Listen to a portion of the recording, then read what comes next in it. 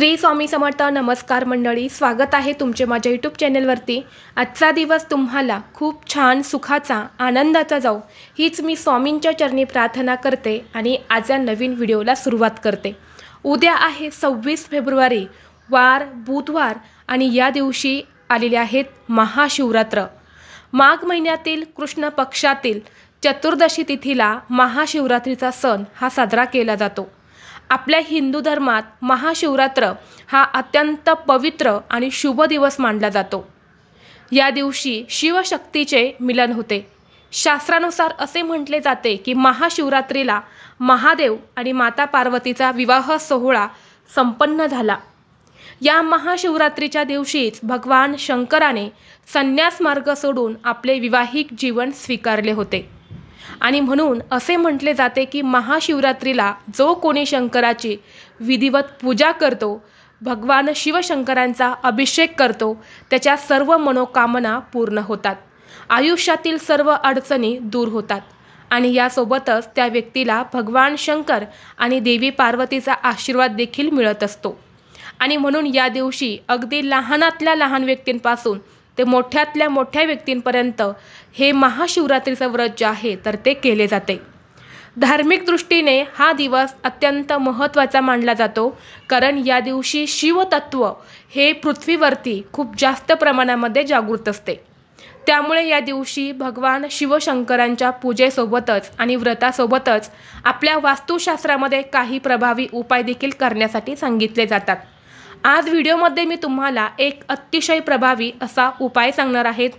उद्या महाशिवरात्रीच्या दिवशी तुम्ही उपवास नाही केला तरी चालेल, पण एका नारळाचा हा अत्यंत प्रभावी उपाय करा। हा उपाय केल्याने घरातील इडापिडा, दारिद्र्य, अडचणी नष्ट होऊन घराची, मुलांची, पतीची भरभरून प्रगती होईल। साक्षात महादेव हे तुमच्यावरती प्रसन्न होतील। तर असा हा एका नारळाचा उपाय कसा करायचा आहे, कोणत्या वेळेत करायचा आहे, याबद्दलची संपूर्ण माहिती आज या व्हिडिओमध्ये मी तुमच्यासोबत शेअर करणार आहे। त्यामुळे तुम्ही हा व्हिडिओ स्किप न करता शेवटपर्यंत नक्की पहा। चॅनेलवरती नवीन असाल तर सबस्क्राईब करा आणि असेच माहितीपूर्व नवनवीन व्हिडिओ पाहण्यासाठी बेल आयकॉनला प्रेस करा। आज या व्हिडिओमध्ये मी तुम्हाला जो उपाय सांगणार आहे तर हा उपाय आपल्याला उद्या करायचा आहे। उद्या तुम्ही सकाळपासून ते संध्याकाळपर्यंत जेव्हा केव्हा तुम्हाला शक्य होईल तेव्हा तुम्हाला हा उपाय करायचा आहे। नारळामध्ये ब्रह्मा, विष्णू आणि महेश यांचा निवास असतो असे म्हटले जाते। नारळावरती दिसणारे 3 डोळे म्हणजे शंभो शंकराचे 3 नेत्र आहेत असं देखील म्हटलं जातं आणि याच कारणामुळे नारळाला खूप शुभ मानले जाते। पूजा विधींमध्ये त्याचा वापर हा केला जातो। नारळ हे पवित्रता, समृद्धी, प्रजनन क्षमता आणि दैवी आशीर्वादाचे प्रतीक आहे। नारळाचा जो वरचा कठीण बाह्य कवच असते तर त्याला संरक्षणाचे प्रतीक म्हटले जाते आणि आतील जो पांढरा भाग असतो तर त्याला शुद्धतेचे प्रतीक मानले जाते।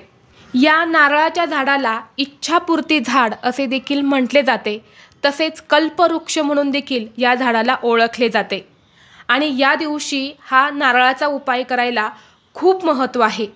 ज्या पण घरामध्ये हा एक उपाय केला जाईल त्या घरातील सगळी इडापिडा, दरिद्रता, अडचणी ह्या नष्ट होतील। जर तुमच्या घरामध्ये काही अडचणी असेल, महत्त्वाची कामं पूर्ण होत नसेल, कष्ट करूनही कष्टाला आणि मेहनतीला यश मिळत नसेल, सतत पैशांच्या आर्थिक अडचणी येत असेल, घरामध्ये कोणतंही शुभ कार्य हे निर्विघ्नपणे पार पडत नसेल, घरामध्ये तसेच वाद विवाद, क्लेश, भांडणे होत असेल, संकटामागून संकट जर तुमच्या घरामध्ये येत असेल, यामुळे तुमच्या घराची प्रगती होत नसेल, मुलांची, पतीची प्रगती होत नसेल किंवा एखादा उद्योग व्यवसाय आहे तो चांगला चालत नसेल किंवा घरामध्ये काही वास्तुदोष असेल, पितृदोष असेल, घराला कोणी करणी बाधा किंवा नजरदोष लावले असेल तर यासारखे दोष जे आहेत तर ते संपूर्णपणे नष्ट होतील। हा उपाय उद्या करण्यापूर्वी तुम्हाला सकाळी लवकर उठून स्वच्छ स्नान करायचं आहे। तुमच्या देवघरातील देवांची पूजा ही करून घ्यायची आहे आणि यानंतर तुम्ही हा उपाय करू शकता। उपाय करण्यासाठी आपल्याला एक नारळ लागणार आहे। नारळ घेताना चांगलं घ्यायचं आहे, त्यामध्ये पाणी असेल असा एक नारळ तुम्हाला घ्यायचा आहे। अगोदर पूजेमध्ये वापरलेला आहे असा नारळ घेऊ नका, नवीन नारळ तुम्हाला आणायचा आहे। यासोबतच तुम्हाला जो लाल पिवळ्या रंगाचा कलव्याचा धागा असतो तर तो सुद्धा तुम्हाला आणायचा आहे। यानंतर काय करायचं, हा नारळ आणि हा कलव्याचा धागा आपल्या देवघरामध्ये ठेवायचा आहे। एक आसन टाकायचं आहे, आसनावरती बसायचं आहे, दिवा प्रज्वलित करायचा आहे, धूप दीप अगरबत्ती लावायची आहेत आणि यानंतर तुम्हाला तो नारळ आपल्या उजव्या हातामध्ये घ्यायचा आहे आणि महामृत्युंजय मंत्राचा 21 वेळा तुम्हाला जप करायचा आहे आणि 1 वेळा कालभैरव अष्टकमचा पठण करायचं आहे। कालभैरव अष्टकम हे महादेवांची अतिशय उच्च कोटीची सेवा आहे। हे कालभैरव अष्टकम जेव्हा आपण आपल्या वास्तूमध्ये आपल्या घरामध्ये म्हणत असतो तेव्हा घरातील जे काही दोष आहे तर ते नष्ट होतात। या 2 सेवा करून झाल्यानंतर तो नारळ घेऊन तिथून तुम्हाला उठायचा आहे, तो धागा देखील तुम्हाला हातामध्ये घ्यायचा आहे आणि तो धागा जो आहे तर तो त्या नारळावरती तुम्हाला 21 वेढे देऊन बांधायचा आहे। बांधत असताना तुम्हाला संपूर्ण घरामध्ये फिरत फिरत बांधायचं आहे। ओम नमः शिवाय, ओम नमः शिवाय असं म्हणायचं। तुमच्या हॉलमध्ये, किचनमध्ये, बेडरूममध्ये तुम्हाला फिरत फिरत आणि हा मंत्र करत तुम्हाला हा धागा जो आहे कलाव्याचा तर तो त्या नारळावरती 21 वेढे देऊन गुंडाळायचा आहे। यानंतर एक तांब्याचा कलश घ्यायचा, कलशामध्ये शुद्ध पिण्याचं पाणी भरायचं आणि यानंतर त्यामध्ये थोडेसे पांढरे तांदूळ जे असतात तर ते टाकायचे। हा कलश आणि हा नारळ घेऊन तुम्हाला तुमच्या घराजवळ असणाऱ्या महादेवाच्या मंदिरात जायचं आहे। तिथे गेल्यानंतर सर्वप्रथम तुम्हाला हे जल शिवलिंगावरती अर्पण करायचं आहे आणि यानंतर हा नारळ तुम्हाला शिवलिंगावरती अर्पण करायचा आहे। अर्पण केल्यानंतर दोन्ही हात जोडून तुम्हाला भगवान शिवशंकरांकडे मनोभावे प्रार्थना करायची आहे की ही जी काही माझ्या घरातील इडापिडा आहे, दरिद्री आहे, अडचणी आहे तर ती नष्ट होऊ द्या असं मनोभावे प्रार्थना करायची आणि हा नारळ तिथेच तुम्हाला ठेवून यायचा आहे। आता शिवमंदिरामधून बाहेर आल्यानंतर नंदीदेव जे आहे तर ते असतातच, तर त्यांच्या डाव्या कानामध्ये पुन्हा एकदा आपली इच्छा जी आहे तर ती आपल्याला व्यक्त करायची आहे।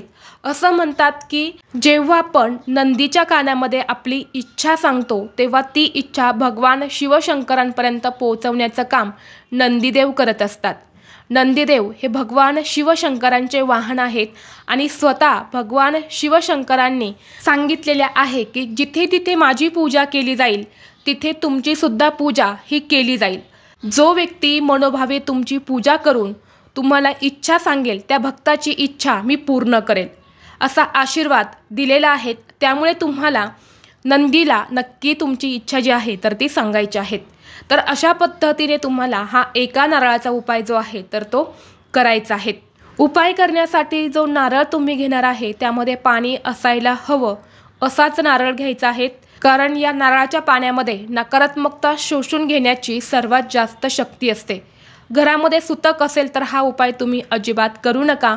व्हिडिओ आवडला असेल तर लाईक करा, चॅनलवरती नवीन असाल तर सबस्क्राईब करा आणि हा व्हिडिओ आपल्या मित्रपरिवारासोबत जास्तीत जास्त शेअर करा। चला तर मग भेटू असंच पुढल्या एका नवीन व्हिडिओमध्ये। तोपर्यंत सर्वांना श्री स्वामी समर्थ।